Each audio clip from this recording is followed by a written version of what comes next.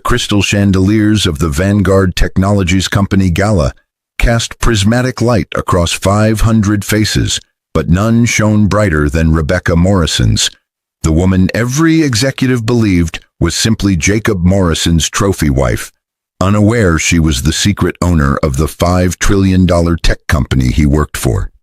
She stood near the champagne fountain in her emerald gown, watching her husband of 8 years grip a manila envelope with white knuckles, but she had no idea those papers would shatter the carefully constructed life she'd built in shadows.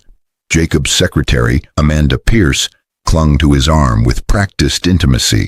Her red dress, a declaration of war Rebecca hadn't known was coming, but the battlefield had been chosen without her consent. The envelope emerged from Jacob's jacket pocket as he approached his wife, his face cold with manufactured resolve. But what he couldn't see was the empire crumbling beneath his feet with every step. He handed her divorce papers at the company gala to marry his secretary, the words leaving his mouth like bullets aimed at her heart. But he had no comprehension that the target wore a crown, invisible to his ambitious eyes. Rebecca's fingers trembled as she accepted the documents, her mind racing through scenarios and consequences. But one question burned brighter than her humiliation. What would she do with the power he didn't know she possessed? Would she reveal the truth that very night, crushing his career in front of the colleagues he'd spent years impressing, but risk exposing the secret that had protected her company for a decade? Could she watch him walk away with the woman who'd schemed to take her place, but maintain the anonymity that had allowed Vanguard Technologies to flourish without the scrutiny her gender would have invited? Would she choose revenge swift and public, or would she orchestrate something far more devastating, but infinitely more precise? Rebecca Morrison had learned the art of invisibility long before she became a billionaire. Standing in the grand ballroom of the Northbrook Hotel, she embodied that skill perfectly, but every executive in the room would have collapsed if they'd known the truth. Her emerald Valentino gown, purchased with her own money from an account Jacob knew nothing about, hugged her curves with elegant simplicity, but she'd chosen it specifically to fade into the background of more flamboyant displays. Amanda Pierce's red dress, for instance, screamed for attention 3 tables away. But Rebecca had never needed to scream. She'd learned to whisper and watch the world lean in to listen. The gala celebrated Vanguard Technologies' latest breakthrough, a quantum computing chip that would revolutionize artificial intelligence. But Rebecca felt no pride in the achievement she'd personally funded. Jacob stood at the bar, laughing with his colleagues from the marketing department, but his eyes kept drifting to Amanda, with the hunger of a man who believed he deserved more. More beauty, more youth, more admiration, but never more responsibility than his comfortable senior marketing director position provided. He had no idea that position existed because his wife had created it for him 7 years ago. "Mrs. Morrison, you look radiant tonight," said Gerald Patterson, Vanguard's CEO, a man who reported directly to the anonymous shell corporation that actually owned his company, but who believed he answered to a reclusive tech mogul named R.M. Sutton. "Your husband must be so proud of tonight's announcement." Rebecca smiled with practiced warmth, but her mind calculated the irony of his words. "Jacob's contributions to the marketing team have been valuable," she said, each word technically true, but hollow as a drum. Gerald nodded enthusiastically but moved on to more important guests: senators, venture capitalists, tech journalists who could amplify Vanguard's success, but who would never know they were amplifying her vision. Rebecca had orchestrated this evening down to the smallest detail, from the menu to the guest list to the lighting that made the quantum chips display look like captured starlight, but she would receive no credit and wanted none. Credit meant scrutiny, but scrutiny meant questions she wasn't ready to answer. Her phone buzzed in her clutch, a message from Thomas Wu, her actual attorney, not the divorce lawyer she'd someday need, but the man who'd helped her build the legal fortress that protected her identity. The message was brief. Stock price up 47% on the announcement. Your net worth just increased by $340 billion. Congratulations, boss. She deleted it immediately, but allowed herself 3 seconds of satisfaction before returning her face to its neutral mask. Across the ballroom, Jacob was making his move, but Rebecca couldn't see it yet. He'd excused himself from his colleagues with a joke about needing liquid courage, but the envelope in his inner jacket pocket contained no humor. Amanda had helped him rehearse his speech for 2 weeks, but both of them had underestimated the woman they were about to devastate. Rebecca watched her husband approach with mild curiosity, but assumed he wanted to leave early. He always found these corporate events boring despite the fact that his paycheck depended on them. His face carried an expression she couldn't immediately place, something between determination and fear, but she'd grown so distant from him emotionally that reading his moods had become difficult. "Rebecca, we need to talk," Jacob said, his voice low, but several nearby executives turned anyway because gossip was currency in corporate America. "Here?" she asked, glancing around at the crowd, but already knowing he'd chosen this public venue for a reason. "Here," he confirmed, but his hand shook slightly as he pulled out the manila envelope. "I'm done pretending, Rebecca. I'm done with a marriage that's been dead for 3 years." The words hit her like ice water, but she kept her expression neutral through sheer force of will. 3 years. She'd thought they were happy 3 years ago, but apparently she'd been building a tech empire while her marriage crumbled unnoticed. "You're divorcing me at your company gala." The irony of those words, his company, would have made her laugh if her heart wasn't fracturing, but she maintained her composure. "It's the only time I knew you couldn't make a scene," Jacob said, but his logic was flawed because he didn't know what she was capable of. "I'm in love with Amanda. We've been together for 18 months, but I couldn't keep lying to you anymore." 18 months. But Rebecca's mind calculated backward through business trips and late nights at the office that she'd never questioned. 18 months of betrayal, but she'd been too focused on a product launch in Singapore to notice. 18 months of building a future with another woman using the salary and benefits Rebecca's company provided, but the cosmic justice of that fact gave her no comfort. "Amanda Pierce, your secretary?" Rebecca's voice remained steady, but her fingers crushed the envelope's edge. "She's not just my secretary," Jacob defended, but he was already diminishing the woman he claimed to love by reducing her to a title. "She's brilliant and ambitious, and she actually sees me, Rebecca. She doesn't just tolerate me."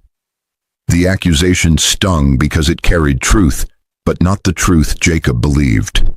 Rebecca had tolerated him, tolerated his mediocrity, his lack of vision, his comfort with middle management while she built empires in secret, but she'd done it out of love for the man he'd been in college, not the man he'd become. "I'll sign them," she said quietly, but the words carried a finality that should have warned him. "But know this, Jacob, you have no idea what you're walking away from." He laughed, but the sound was bitter with misplaced confidence. "I'm walking away from a marriage to a woman who inherited her money from her grandmother and never worked a day in her life. I'm walking toward a woman who understands ambition." Rebecca's inheritance story, the grandmother who'd supposedly left her $50 million, was a fiction she'd created to explain her wealth.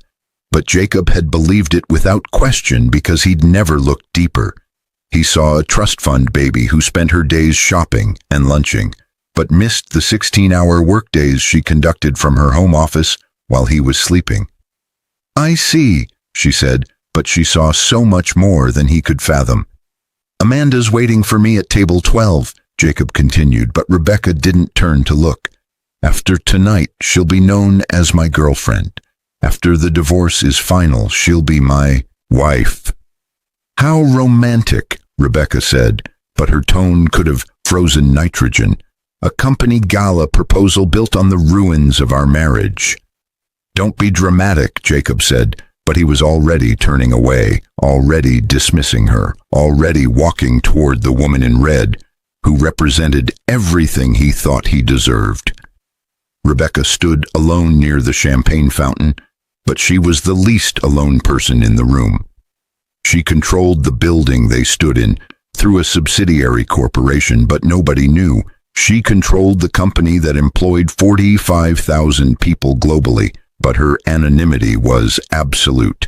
She controlled Jacob's entire professional existence, but he'd just handed her divorce papers without the slightest awareness of the power imbalance. Gerald Patterson appeared at her elbow with concern creasing his face, but his worry was for appearances, not her well-being. "Mrs. Morrison, is everything all right?" I couldn't help but notice Jacob looked upset. "Everything's fine," Rebecca lied, but she was already formulating a plan that would redefine fine for everyone involved. "Just a personal matter we'll handle privately." Of course, Gerald said, but his attention had already shifted to a senator approaching with his entourage. "If you'll excuse me." Rebecca excused him with a nod, but her mind was racing through options with the same analytical precision she applied to quarterly earnings reports. She could reveal everything right now, climb on stage, announce her ownership, destroy Jacob's reputation in front of 500 people, but that would be crude and emotionally satisfying for approximately 5 minutes. She could wait and handle this through lawyers, let Jacob walk away with his dignity intact, while she rebuilt her personal life in private, but that felt like rewarding his betrayal. Or she could do what she'd always done best, think strategically, plan meticulously, execute flawlessly, but with a creativity that would make this moment legendary. She pulled out her phone and texted Thomas Wu. "Emergency meeting tomorrow, 6 a.m. Prepare documents for immediate corporate restructuring. Also, I need a divorce attorney. The best." His response came within seconds. "On it. Are you okay?" She typed back, "I will be." But she didn't believe it yet. 10 years earlier, Rebecca Chen, she'd taken Morrison as her married name, sat in a Stanford University computer lab at 3 in the morning, but exhaustion meant nothing compared to the breakthrough crackling through her neural network code. "It's working," she whispered to her roommate Jennifer Lee, but Jennifer had fallen asleep at the adjacent terminal hours ago. "The pattern recognition is actually working." Rebecca's doctoral thesis in artificial intelligence had consumed 4 years of her life, but the algorithm she'd just created would consume the next decade of tech development.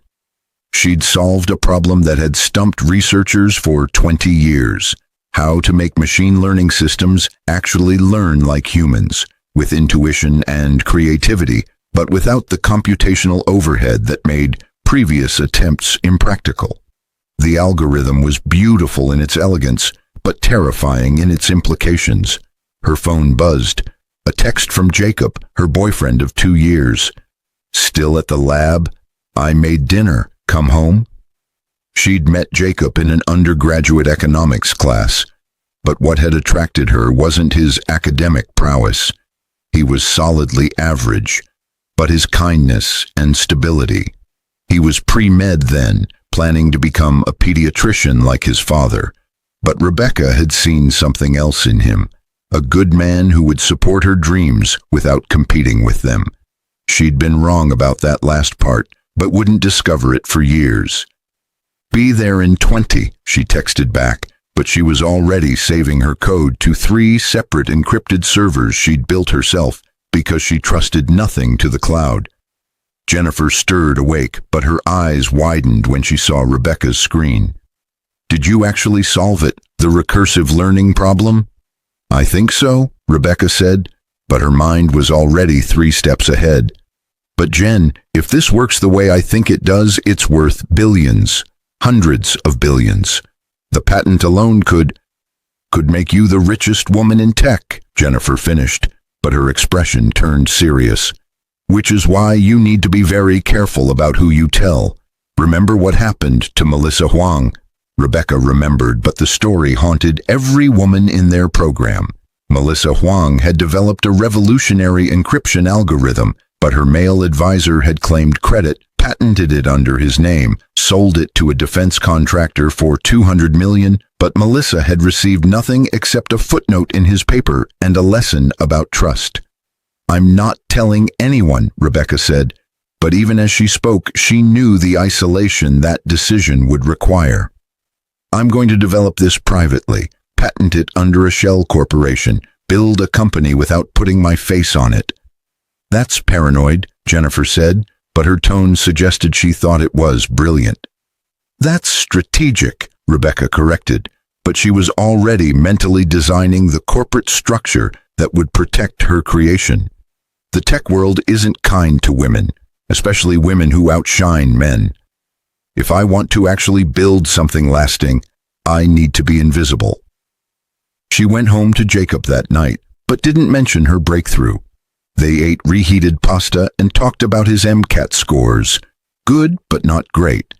And she listened with genuine interest, but part of her brain was calculating the costs of incorporating in Delaware versus Nevada. 2 weeks later, she filed patents under the name R.M. Sutton, a combination of her mother's maiden name and her grandmother's, but attached to a corporate entity that led back to nothing. 3 months after that, she defended her dissertation with a simplified version of her algorithm that was impressive enough to earn her doctorate, but crude enough that nobody would recognize its commercial potential. "Dr. Chen, your work is solid," her committee chair said, but his praise was perfunctory. "Have you thought about what's next? There are several postdoc positions available, though I should warn you the funding is limited." What came next was $500,000 of venture capital she'd secured from an investor who thought he was funding a promising male entrepreneur. She'd used a voice modulator for all phone calls and a male stand-in for the single in-person meeting, but her business plan had sold itself. "I'm taking a position in industry," she told her committee, but the industry she was entering was her own creation. Jacob proposed 3 months after her graduation, but his timing was terrible because Vanguard Technologies was consuming every waking hour. She said yes anyway, but the engagement ring, a modest diamond he'd saved 6 months to afford, sat on her finger while she wore industrial-grade gloves in the clean room she'd rented to build her first quantum processing prototype. "I love you," she told him the night he proposed, but she meant it even though she was hiding something massive. "You make me feel safe in a way nobody else ever has." It was true, but safety would prove to be a poor foundation for a marriage built on secrets. They married in a small ceremony in his parents' backyard, but Rebecca wore a dress she'd bought with her first $10 million in revenue. Not that Jacob knew Vanguard existed yet. She'd told him she was consulting for tech companies, contract work that paid well but required discretion, but he'd never asked for details because he was consumed with his own career pivot. He'd failed the MCAT twice, but decided medicine wasn't his calling after all. Marketing seemed more appealing, creative, lucrative, less stressful than life-or-death medical decisions. But Rebecca could see his confidence cracking with each professional redirection. "I've got an opportunity for you," she'd said 6 months into their marriage.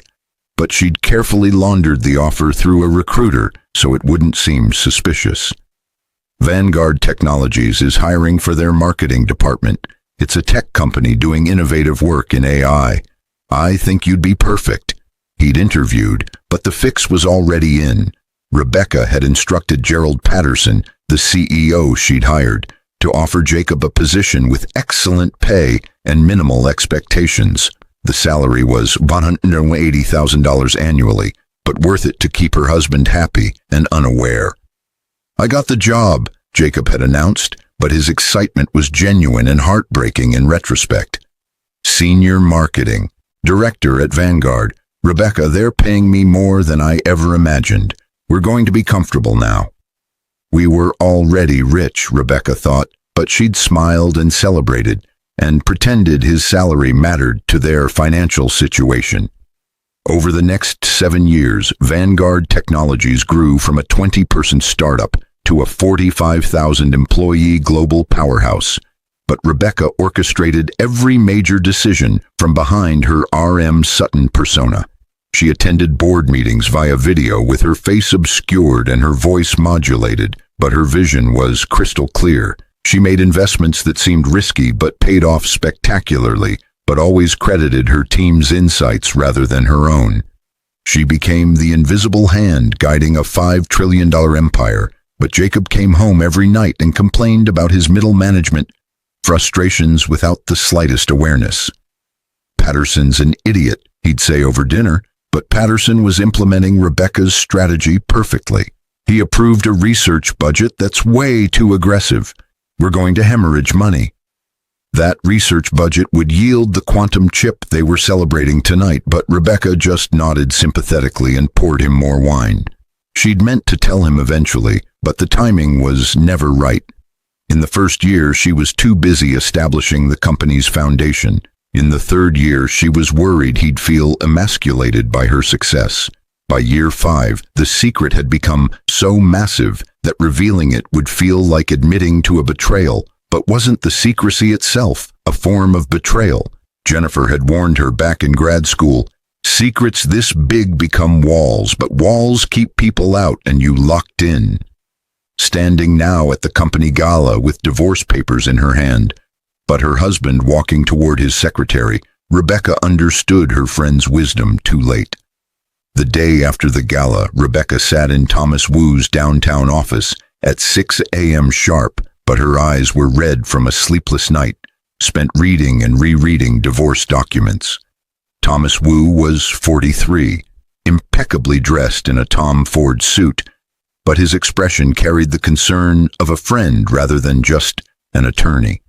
He'd been Rebecca's lawyer since Vanguard's incorporation, but he was one of only 3 people who knew R.M. Sutton's true identity, the others being Jennifer and Rebecca's mother. "I've drafted 3 different approaches," Thomas said, but he slid the folders across his mahogany desk with visible reluctance. "But before we discuss strategy, I need to ask, how much does Jacob know?" "Nothing," Rebecca said, but the word tasted bitter. "He thinks I live off my grandmother's inheritance. He has no idea I own Vanguard, no idea his salary comes from my company, no idea that everything he has exists because I built it." "And Amanda Pierce?" Thomas asked, but he was already pulling up her employment file on his laptop. "Jacob's secretary," Rebecca said, but her voice cracked slightly on the title. "They've been having an affair for 18 months. He's leaving me to marry her." Thomas's jaw tightened, but he maintained his professional composure. "I've reviewed her file. She's 26. Been with Vanguard for 2 years. Excellent performance reviews from Jacob specifically, but no notable achievements beyond managing his calendar and expenses." "So she's using him to climb the corporate ladder," Rebecca said, but the observation brought no satisfaction. "Appears that way," Thomas confirmed, but he pulled up financial records that made Rebecca lean forward. "But there's something interesting here. 6 months ago, Amanda opened an account at Merrill Lynch with an initial deposit of $85,000. Her salary is $68,000 annually, but this deposit was made in cash." "Jacob's been giving her money," Rebecca said, but her mind was calculating. "Money from his salary, my money funneled through my husband, given to his mistress. Technically, it's community property until the divorce is final," Thomas said, but his tone suggested he found the situation as galling as she did. "But yes, effectively she's been funded by your company, while simultaneously working to replace you." Rebecca stood and walked to the floor-to-ceiling windows, overlooking downtown Seattle, but the morning sun felt harsh rather than illuminating. Below, thousands of people were starting their workdays, fighting traffic, grabbing coffee, living normal lives, but she'd never been normal and never would be. "Option 1, Thomas said, but his voice drew her back to the conference table. "We handle this quietly. You grant the divorce, split assets according to Washington state law, which means Jacob gets 50% of what he believes you own, approximately $25 million from your grandmother's inheritance. He walks away wealthy enough to start over with Amanda. You maintain your anonymity, continue running Vanguard, move on with your life." "He betrayed me and gets $25 million, Rebecca said, but her tone was sharper than she'd intended. "It's clean," Thomas said, but he was already opening the second folder. "Option 2, you reveal everything. Announce that you're R.M. Sutton, that you own Vanguard, that Jacob has been working for you all along. The divorce becomes a media spectacle, but you destroy his credibility completely. Nobody in corporate America will hire him after that humiliation. However, you also expose yourself to scrutiny, your methods, your secrecy, the potential questions about why you hid your identity for a decade." Rebecca shook her head, but she knew option 2 was too blunt. "And option 3? Thomas smiled, but it was the expression of a chess master seeing 3 moves ahead. "Option 3 is more creative. We restructure Vanguard's leadership publicly, announcing that the mysterious R.M. Sutton is stepping back from active management, but appointing a new visible CEO. You under your married name, Rebecca Morrison. We spin it as Sutton recognizing your brilliance and handing you the reins.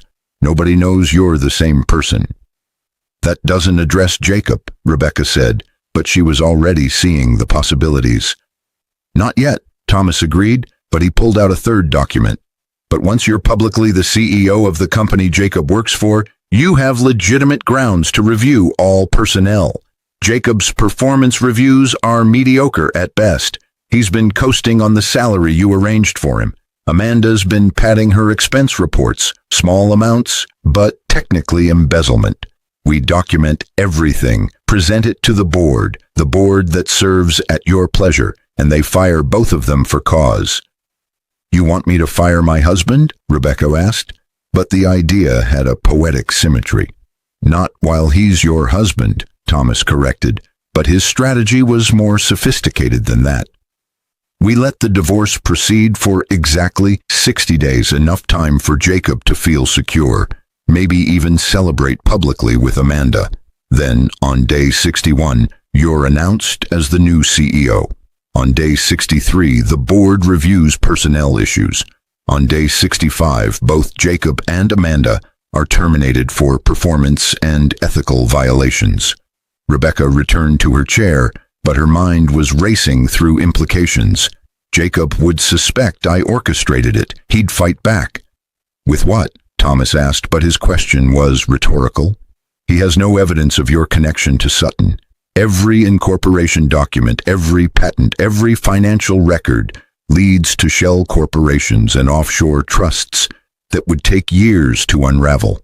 By the time he could prove anything, the divorce would be final, his career would be destroyed, and you'd have moved on." "It's ruthless," Rebecca said, but she wasn't rejecting the idea. "It's strategic," Thomas countered, but he was echoing her words from a decade ago. "And it protects what you've built, while delivering appropriate consequences for his actions." Rebecca stared at the 3 folders, but option 3 called to her with the seductive logic of perfect revenge.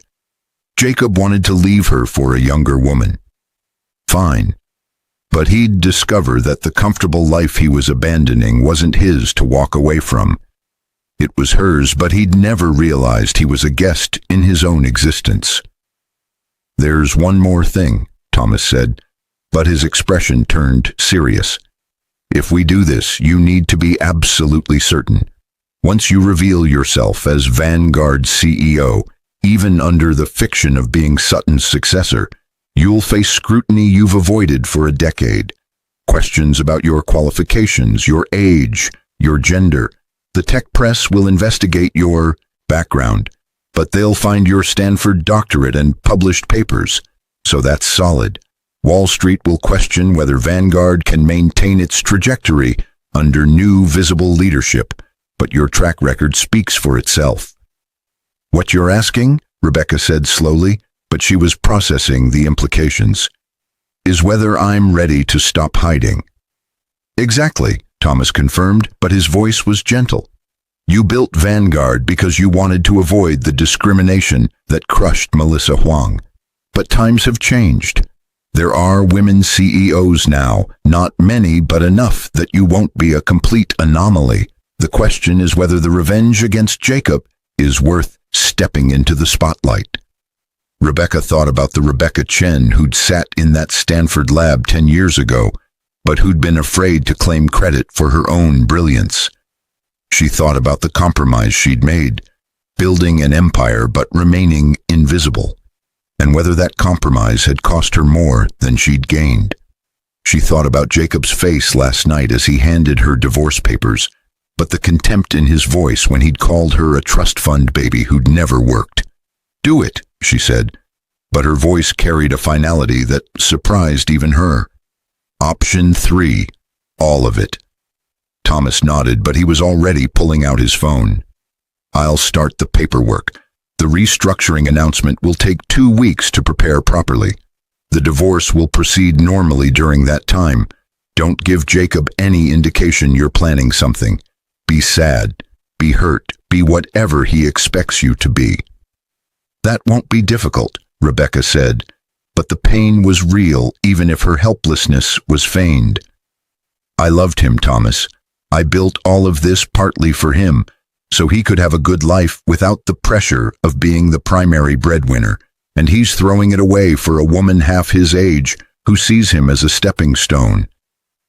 Then let's make sure that stepping stone crumbles under his feet, Thomas said, but his tone was grim with purpose. I'll need you to document everything, every conversation with Jacob, every interaction with Amanda if you have any, every piece of evidence that demonstrates their affair and its impact on your marriage.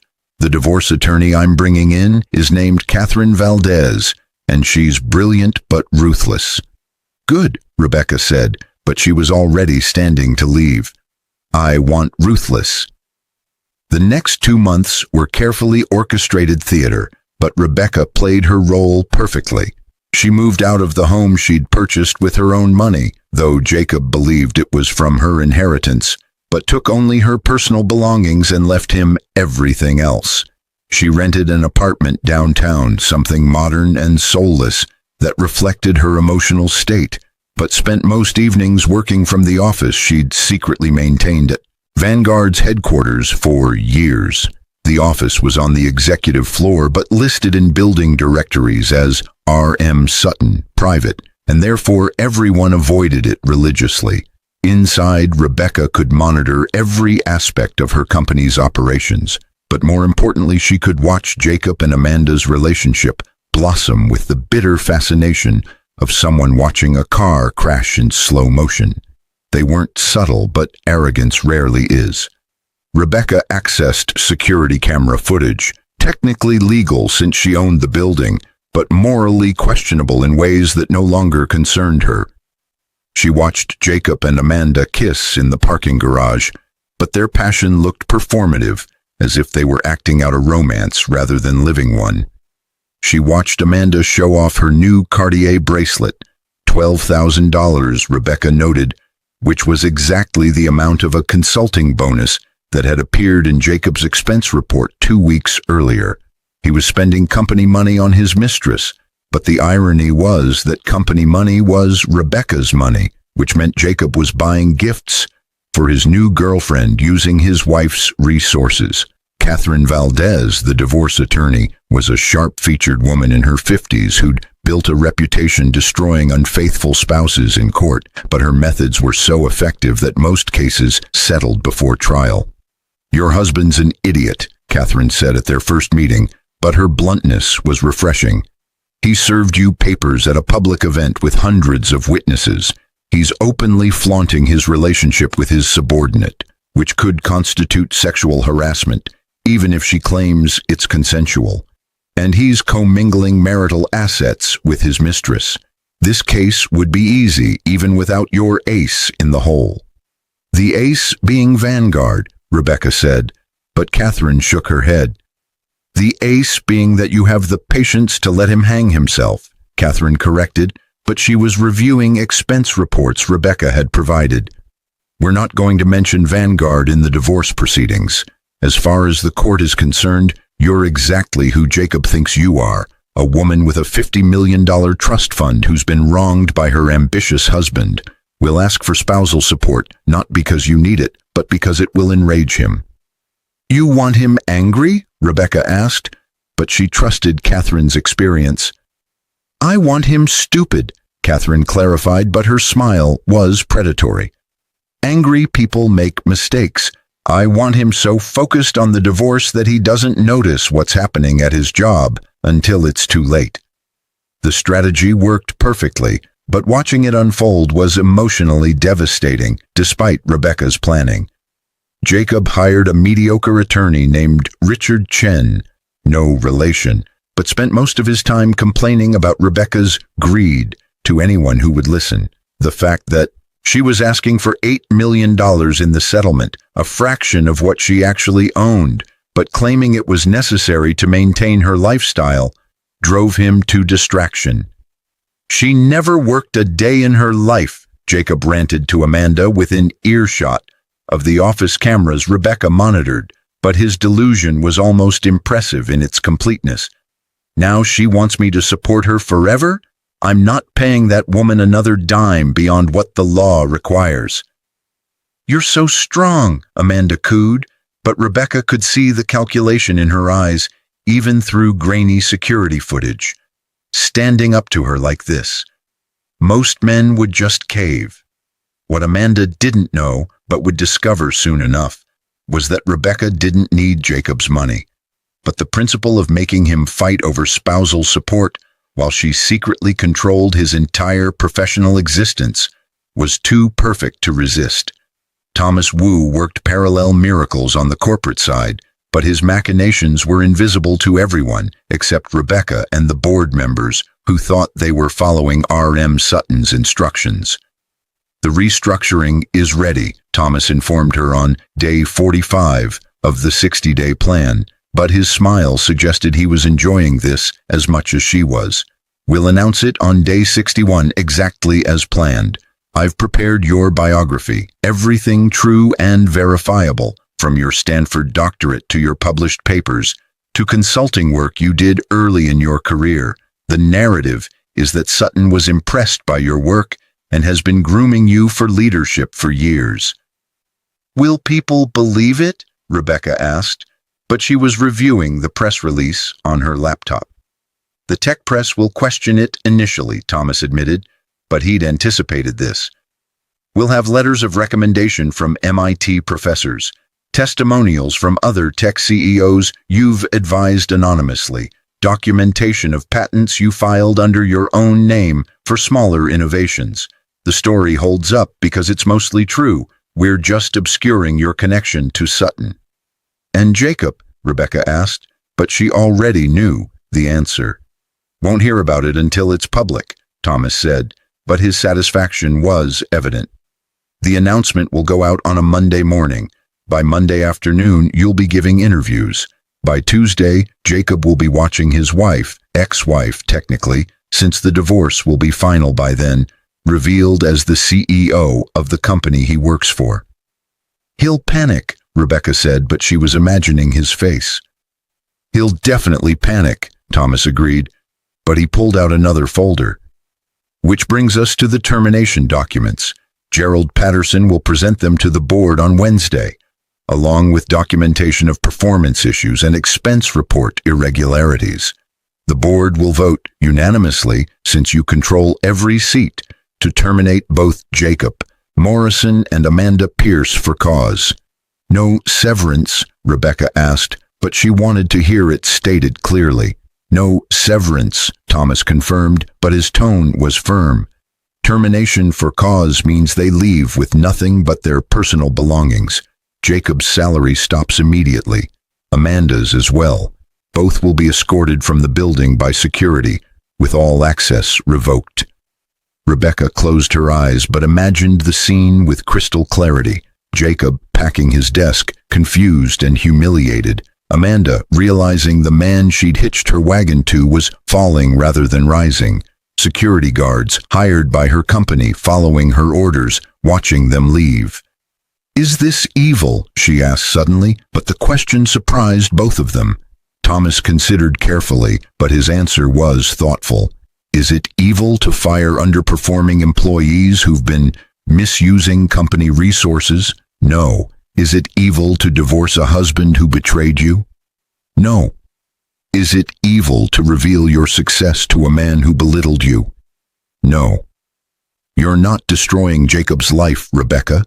You're withdrawing the support you secretly provided for years. He'll still have his health, his education, his experience. He just won't have the cushion you created." "But I'm orchestrating it," Rebecca pressed, but she needed to hear herself say it. "I'm not just reacting, I'm planning his downfall step by step." "You're being strategic," Thomas said, but he was echoing her own words again. "The same way you've been strategic about building Vanguard, about protecting your identity, about everything you've accomplished. Jacob and Amanda made choices to betray you, to misuse company resources, to assume they could discard you without consequences. You're simply ensuring those consequences arrive." Rebecca nodded, but she didn't feel entirely absolved.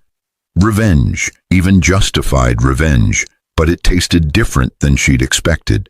Not sweet, but bitter with the aftertaste of a marriage that had died without her noticing until the funeral. On day 59, Jacob texted her, "Divorce is final tomorrow, you can stop calling me." She hadn't called him in weeks, but the message revealed his guilty conscience more than anything else. She typed back, "I hope you're happy with Amanda, you deserve each other." He didn't respond, but she hadn't expected him to. On day 60, Catherine Valdez called with news. "Divorce is finalized. Judge granted you $6.2 million in the settlement, less than you asked for, but Jacob thinks he won because it wasn't the full $8 million. He's celebrating with Amanda at Canlis tonight, dropping $500 on dinner. I know because his lawyer inadvertently mentioned it." "Of course he is," Rebecca said, but she felt nothing. The money was trivial, but the symbolism of Jacob celebrating the end of their marriage, with another woman using funds from the settlement, cut deeper than she'd anticipated. "Tomorrow morning," Catherine said, but her voice carried anticipation. "He's going to regret every choice he made." On day 61, Rebecca Morrison woke at 5 a.m., but she'd barely slept. Today she would stop being invisible, but the prospect terrified and exhilarated her in equal measure. The press release went out at 8 a.m. Pacific time, but it had been carefully coordinated with every major tech publication, business network, and financial news service. Vanguard Technologies announces leadership transition. Mysterious founder R.M. Sutton steps back, names Dr. Rebecca Morrison as CEO. The accompanying article was masterfully written, but based on the narrative Thomas had constructed, Dr. Rebecca Morrison, 38, has been named Chief Executive Officer of Vanguard Technologies, the $5 trillion quantum computing powerhouse that has revolutionized artificial intelligence over the past decade. Morrison, who holds a doctorate in AI from Stanford University and has consulted for numerous Fortune 500 companies, has worked closely with the company's reclusive founder, R.M. Sutton, for years.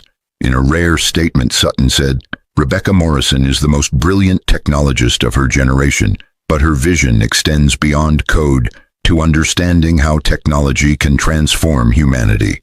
I've been preparing her to lead Vanguard for years, and I'm confident the company will reach new heights under her leadership." Morrison's appointment makes her one of the youngest CEOs of a major technology company and one of the few women leading a company of Vanguard's scale. The article continued with details of Rebecca's academic achievements, her early career innovations, and testimonials from other tech leaders Thomas had cultivated over the years, but every word was designed to establish her credibility while obscuring her connection to Sutton. By 8:30 a.m., Rebecca was trending on Twitter, but the reactions were mixed. Finally, a woman CEO at a major tech company. About time. One tweet read, but it had 45,000 likes. Who is Rebecca Morrison and why haven't we heard of her before? Seems suspicious, another said, but the skepticism was expected. Checked her credentials: Stanford AI doctorate, multiple patents, published papers in Nature. She's legit, a tech journalist tweeted, but Thomas's preparation was paying off. By 9 a.m., Rebecca was sitting in a television studio preparing for her first interview with CNBC, but her hands trembled slightly as the makeup artist applied powder to reduce shine. "You're going to be great," Thomas said from the green room, but his confidence didn't entirely calm her nerves. "Remember, you're not revealing anything about Sutton's identity. You're the protege who earned this position. Stick to that narrative." The interview went better than Rebecca expected, but the anchor, Sarah Richards, was professional and prepared. "Dr. Morrison, Vanguard has been an enigma for years, largely because of its founder's secrecy. Can you tell us anything about R.M. Sutton?" "I can tell you that Sutton is the most visionary person I've ever worked with," Rebecca said, but the truth of that statement made lying easier. "But Sutton values privacy, and I respect that. What matters is the work we're doing at Vanguard, pushing the boundaries of what artificial intelligence can achieve while maintaining ethical standards." Some critics suggest this transition means Sutton is losing faith in the company, Sarah pressed, but Rebecca had anticipated this. "On the contrary," Rebecca said, but her smile was confident. "Sutton is transitioning to a chairman role, focusing on long-term strategy while I handle day-to-day operations. This allows the founder to focus on the biggest questions. What comes after quantum computing? How do we ensure AI benefits humanity, while I ensure Vanguard executes excellently?" By 10 a.m., Vanguard's stock price had jumped 12%, but investors were responding positively to the clarity of having a visible CEO rather than a mysterious founder. By 11 a.m., Jacob Morrison was sitting in his office at Vanguard's Seattle headquarters, but his world was crumbling around him. He'd seen the announcement on his phone during his commute, but initially dismissed it as irrelevant to his position. A new CEO meant nothing to a mid-level marketing director, but then he'd seen the name, Rebecca Morrison. It couldn't be the same Rebecca Morrison, but as he frantically Googled, her face appeared on every major news site. His ex-wife, divorced literally yesterday, was the new CEO of the company he worked for, but the implications were too vast to process immediately. "Did you see this?" Amanda burst into his office, but her face was pale with panic. "Your ex-wife is the CEO? How is that possible?" "I don't know," Jacob said, but his mind was racing. "She's never even mentioned Vanguard. How could she go from a trust fund baby to CEO of a trillion-dollar company overnight?" "Maybe Sutton hired her," Amanda said, but she was scrolling through articles on her phone. "It says here she's been working with Sutton for years. Did you know that?" Jacob shook his head, but he was reviewing every conversation he'd had with Rebecca over the past decade. She'd never mentioned consulting for Vanguard specifically, but she'd mentioned consulting generally, and he'd never asked for details because he'd been too absorbed in his own career. "This is bad," Amanda said, but stating the obvious wasn't helpful. "If she's the CEO, she could fire you. Fire both of us." "She wouldn't," Jacob said, but he didn't sound convinced. "The divorce is final. She has no reason to focus on me anymore." He was so spectacularly wrong, but he wouldn't realize it for another 2 days. By noon, Rebecca was fielding congratulatory messages from tech leaders she'd advised anonymously for years, but revealing her identity now meant accepting credit she'd previously deflected. Sheryl Sandberg's message read, "I knew R.M. Sutton had excellent judgment when we consulted on Meta's AI ethics board. Congrats on your appointment. You've earned it." The irony that Cheryl didn't know she was congratulating Sutton directly, but only Rebecca as Sutton's supposed successor, made the message bittersweet. Jennifer Lee, her friend from Stanford, called at 1 p.m. "You did it. You actually did it. How does it feel to finally step into the light?" "Terrifying," Rebecca admitted, but she was in her new office, the one labeled Chief Executive Officer rather than R.M. Sutton, private. And the view of Seattle's skyline from the 47th floor was the same she'd always had, but felt different somehow. But also liberating. "I spent 10 years hiding, Jen, but I'm realizing now that invisibility was its own kind of prison." "What about Jacob?" Jennifer asked, but her tone suggested she'd been following the news. "He knows I'm CEO as of this morning," Rebecca said, but she was watching his office on her security monitors, a habit she'd need to break now that her role was public.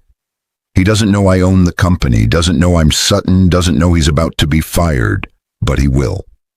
"I know you're hurt," Jennifer said carefully, but she'd been Rebecca's conscience for years. "But make sure this is about justice, not just revenge. There's a difference." "Is there?" Rebecca asked, but the question was genuine. "He betrayed me, Jennifer. He spent 18 months lying to my face, then divorced me in public to marry his secretary.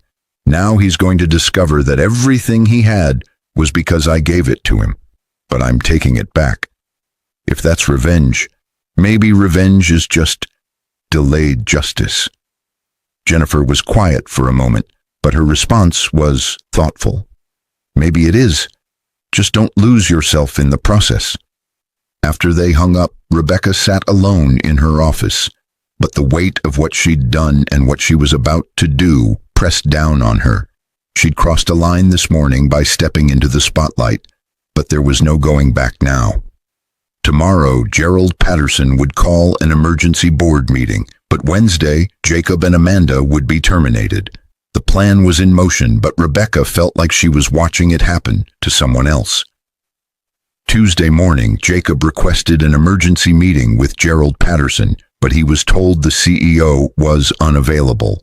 He was meeting with the board and the mysterious founder, R.M. Sutton, to discuss the transition. What Jacob didn't know was that Rebecca was in that board meeting, but conducting it in her new role as CEO, while simultaneously participating via video as Sutton. Thomas had set up sophisticated video manipulation technology that allowed her to appear as two people in the same meeting, though none of the board members knew they were talking to the same person. "The transition is proceeding smoothly," Rebecca said in her normal voice from her CEO chair, but her voice modulator played through speakers as Sutton's deeper, masculine-sounding tone. "Dr. Morrison has exceeded even my expectations. Vanguard is in excellent hands." The board members nodded, but they were relieved that both their mysterious founder and their new visible CEO seemed aligned, unaware that alignment was guaranteed when both people were the same. "There is one matter requiring immediate attention," Rebecca continued in her normal voice, but she slid documents across the conference table. "Our audit team has identified several concerns regarding personnel performance and expense report irregularities. I'm recommending we address these issues immediately to establish a culture of accountability under the new leadership." Gerald Patterson reviewed the documents, but his eyes widened when he saw the names: Jacob Morrison, Senior Marketing Director, and Amanda Pierce, Executive Assistant. The documentation was damning: expense reports padded with personal purchases, performance reviews that didn't match actual output, evidence of a romantic relationship between a supervisor and subordinate that violated company policy. "These are serious violations," board member Caroline West said, but she was a former federal prosecutor who'd joined Vanguard's board 2 years ago. "Termination is appropriate, but are we certain about the evidence?" "Completely certain," Rebecca said, but she'd spent 60 days ensuring every allegation was documented and irrefutable. "Mr. Morrison has been underperforming for 3 years. His marketing campaigns have consistently underdelivered on engagement metrics, and his department has the highest turnover rate in the company. Ms. Pierce has submitted expense reports that include personal purchases totaling $47,000 over 18 months, claiming they were business-related when documentation proves otherwise. What Rebecca didn't mention was that Amanda's expense fraud had been funded partly by Jacob's complicity. He'd approved reports he should have questioned, but either he was negligent or complicit, and either way, it was grounds for termination. "I move that we terminate both employees effective immediately," Gerald said, but he was following the script Rebecca had provided, with no severance given the termination is for cause. The vote was unanimous, but Rebecca abstained on principle. She couldn't vote to fire her ex-husband without revealing their connection, so she'd arranged for the board to have enough votes without her. "Security will handle the terminations tomorrow morning at 9 a.m., Rebecca said, but her voice was steady despite the magnitude of what she'd just orchestrated. "I want this handled professionally but firmly. Both employees will be escorted from the building immediately, with all access revoked." After the meeting, Thomas appeared in her office, but his expression carried both admiration and concern. "You're really doing this?" "I really am," Rebecca confirmed, but she felt strangely empty rather than triumphant. "There's no walking this back," Thomas warned, but he was giving her one last chance to reconsider. "Once they're fired tomorrow, Jacob will know you orchestrated it. He'll be furious, he'll fight back, he'll try to damage your reputation." "Let him try," Rebecca said, but her resolve was solid. "Everything we did was legal and justified. He can be as furious as he wants, but he can't change the fact that he betrayed me and then discovered he'd been living in a house I built." Wednesday morning at 8:45 a.m., Rebecca watched on her monitors as security personnel approached Jacob's office, but she'd positioned cameras to capture the entire scene without being present herself. Jacob was on a phone call with a potential client when the knock came, but his face shifted from concentration to confusion when two security guards entered accompanied by HR Director Michelle Torres. "Mr. Morrison, I need you to end your call," Michelle said, but her tone was professional, yet firm. "We need to speak with you immediately." Jacob hung up, but his expression was wary. "What's this about?" "Effective immediately. Your employment with Vanguard Technologies is terminated," Michelle said, but she was reading from a script HR had prepared under Rebecca's guidance. "You're being dismissed for cause due to sustained underperformance and irregularities in expense report approvals. You have 15 minutes to collect your personal belongings, but you must leave company property immediately thereafter." The color drained from Jacob's face, but his first instinct was denial. "This is insane. I've been with Vanguard for 7 years. You can't just fire me without warning." "Your performance has been documented for 3 years, Michelle said, but she handed him a folder containing the evidence. "Multiple warnings were issued, but your metrics have not improved. Additionally, you approved expense reports for your assistant that contained fraudulent charges. Whether you were aware of the fraud or negligent in your oversight, either circumstance violates company policy." "This is Rebecca," Jacob said suddenly, but rage was replacing shock. "She's the new CEO, and she's firing me because of the divorce. This is retaliation." "Dr. Morrison did not vote on your termination," Michelle said, but the statement was technically true, even if it obscured Rebecca's role in presenting the case to the board. "The board voted unanimously to end your employment based on documented cause. You have no legal recourse."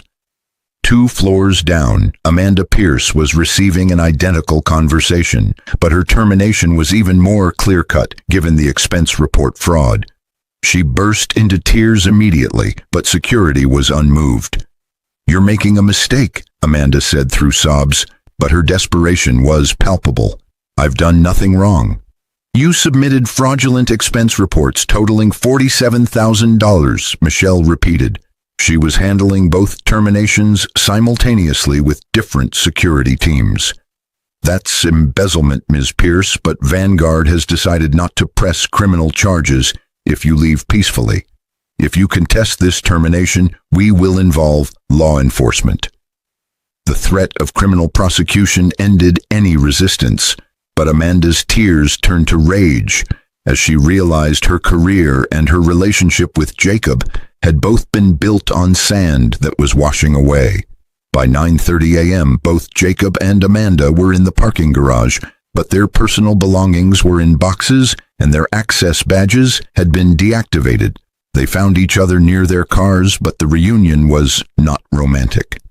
"This is your fault," Amanda hissed at Jacob, but her carefully cultivated sweetness had evaporated. "You said your wife was nobody, just some rich girl who inherited money. You didn't mention she was actually a tech genius who becomes CEO of your company." "I didn't know," Jacob shouted, but his world was spinning. "She never told me anything. How was I supposed to know she'd been hiding this whole other life?" "Well, congratulations," Amanda said bitterly, but she was getting into her car, a BMW Jacob had helped her finance with his now terminated salary. "You left your wife for me, lost your job because of it, and now you've got nothing. Neither of us do." She drove away without looking back, but Jacob stood in the parking garage alone, trying to process the cascade of consequences that had destroyed his life in 72 hours. Upstairs, Rebecca watched the security footage, but she felt no triumph. She'd expected to feel vindicated, powerful, satisfied with justice served, but instead, she felt hollow. Jacob was hurt and angry and ruined, but she'd loved him once, and destroying someone you loved, even someone who'd betrayed you, didn't feel like winning. "It's done," Thomas said from her office doorway, but he could see her emotional state. "Are you okay?" "I don't know," Rebecca admitted, but honesty seemed appropriate now that the performance was over. "I thought this would feel different, better, but I just feel empty." "That's probably healthy," Thomas said, but he sat across from her. "You're not a cruel person, Rebecca, but you did what needed to be done. Jacob and Amanda made choices that had consequences. You simply ensured those consequences arrived." "Did I, though?" Rebecca asked, but she was questioning her own actions now that the moment had passed. "Or did I manipulate events to maximize their suffering? There's a difference between letting consequences happen and engineering them." Thomas considered this, but his answer was thoughtful. "You revealed the truth. You stopped hiding your accomplishments. You enforced company policies that protected Vanguard from underperforming and fraudulent employees. Everything you did was defensible. The fact that it also punished Jacob for his betrayal doesn't make it wrong. It makes it both just and personal." The tech press had a field day with the story, but the narrative evolved in unexpected ways. "Vanguard's new CEO fires her ex-husband for cause," read one headline, but the article suggested Rebecca was establishing her authority by refusing to tolerate mediocrity even in her personal life. "Rebecca Morrison's first week, clean house or vindictive?" asked another, but the opinion was split between those who saw her actions as justified and those who thought she'd abused her power. Rebecca gave no interviews about Jacob's termination, but she issued a brief statement through Vanguard's PR team. "Personnel decisions are made based on performance and conduct, not personal relationships. Vanguard maintains the highest standards for all employees, regardless of their connections." The statement was bland and corporate, but it deflected attention from her personal motivations while reinforcing that the terminations were justified. Jacob, meanwhile, was drowning in consequences but refusing to go quietly. He hired an attorney, a better one this time, but filed a wrongful termination lawsuit against Vanguard, claiming the firing was retaliation for his divorce from Rebecca. The suit demanded $20 million in damages, but it was built on sand because the evidence against him was overwhelming.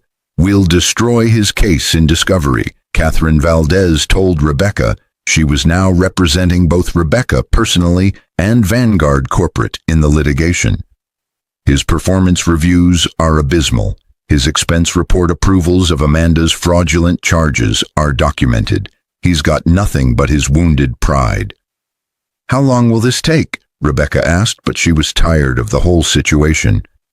6 months to a year, Catherine estimated, but her confidence was solid. "But honestly, I expect his attorney will advise him to drop it once they see our evidence.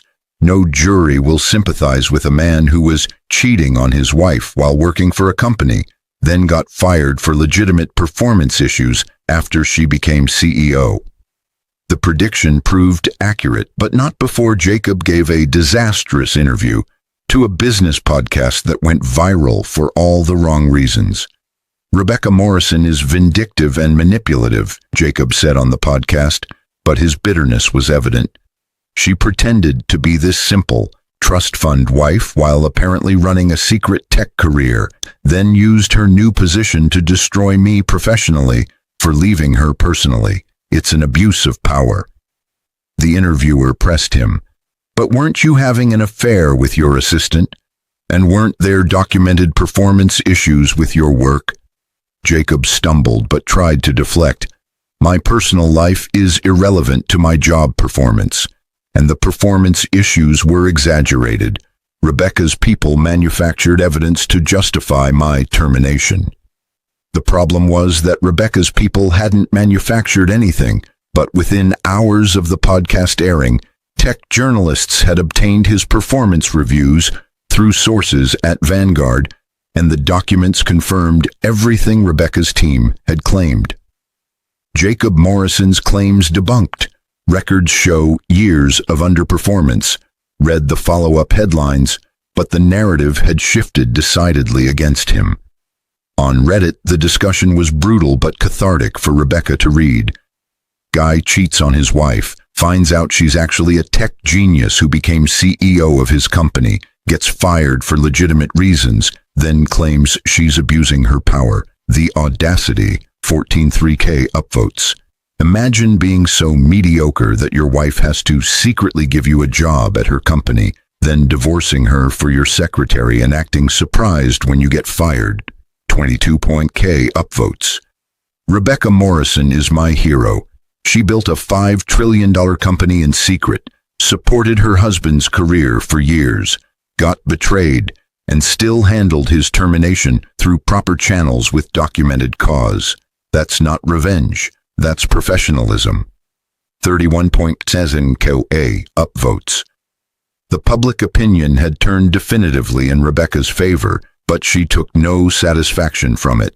She'd never wanted to be a public figure, had never sought attention or validation from strangers, but the spotlight was unavoidable now. 3 months after the terminations, Jacob's lawsuit was quietly dropped, but his attorney had advised him that continuing would only result in more public humiliation and potential liability for legal fees. Jacob issued no statement but simply disappeared from the tech world entirely.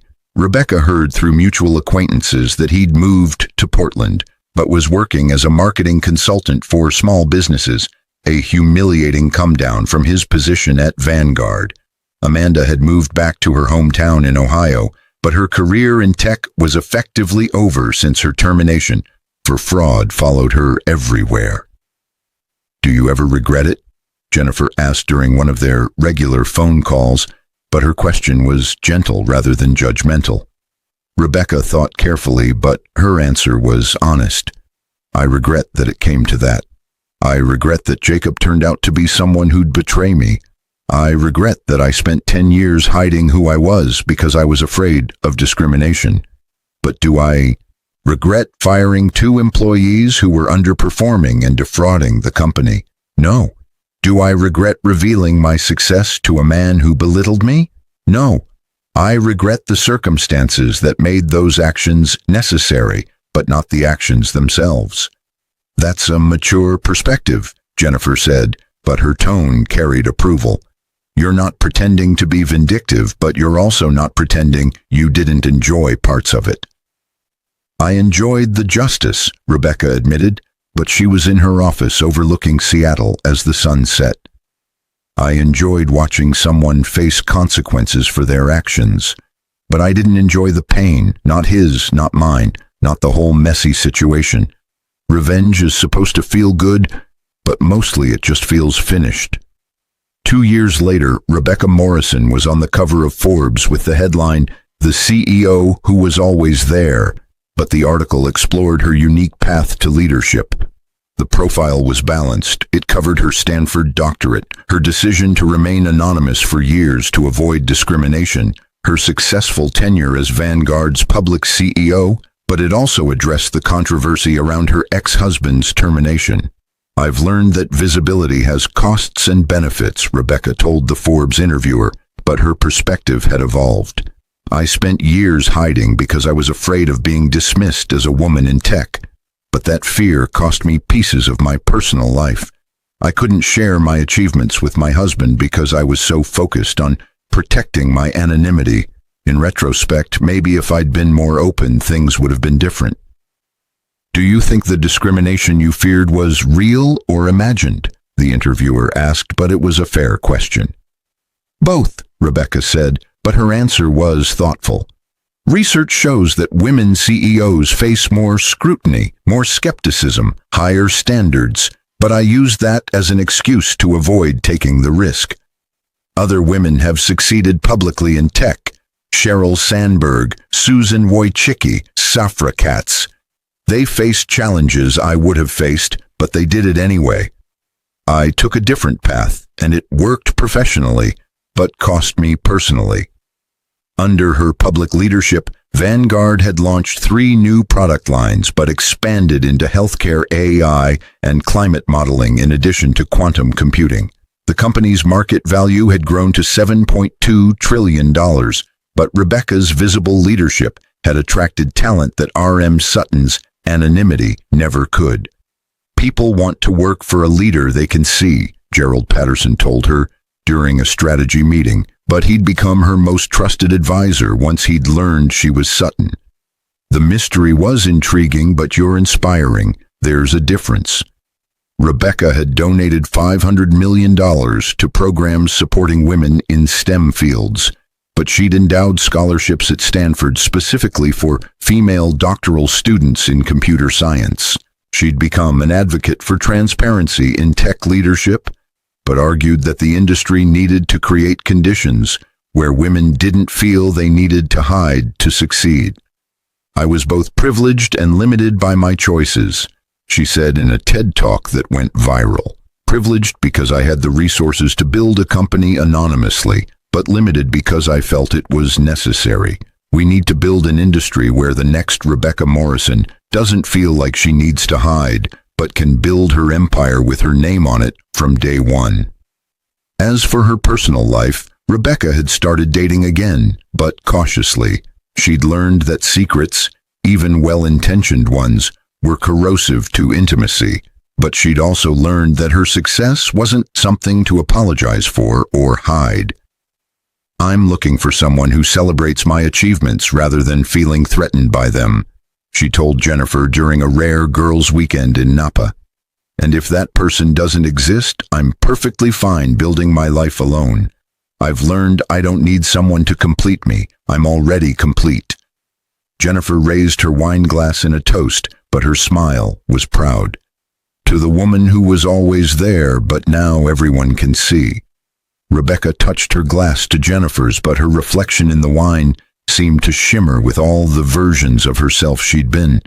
The scared Stanford student, the anonymous founder, the betrayed wife, the vindictive CEO, but ultimately just a woman who'd built something remarkable and finally claimed credit for it. But Rebecca herself had moved beyond the narrative others constructed about her life. But she was focused on building Vanguard's future rather than reliving her past.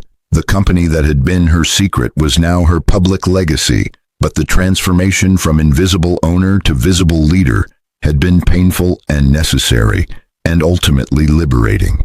She'd learned that power hidden is power diminished, but that revelation is risk and risk is growth. She'd learned that revenge, even justified revenge, but ultimately provides less satisfaction than simply living well and openly. She'd learned that the woman she'd been, brilliant but afraid, capable but hidden, had evolved into someone stronger precisely because she'd stopped hiding. And sometimes, late at night in her office overlooking the city she'd helped transform through technology, Rebecca would think about Jacob and wonder if he'd learned anything from their story. She hoped he had, but hoped he'd found some peace in Portland with his small consulting clients and his humbled ambitions. She didn't hate him anymore. Hate required more energy than he deserved, but she'd moved into indifference, which was perhaps the truest form of moving on. The divorce papers he'd handed her at that company gala 2 years ago were framed in her private study at home, but not as a trophy, as a reminder that the worst moments of our lives often become the catalysts for our greatest transformations, but only if we're brave enough to stop hiding and start building in the light. Rebecca Morrison had built an empire in shadows, but she was maintaining it in sunlight, and that made all the difference.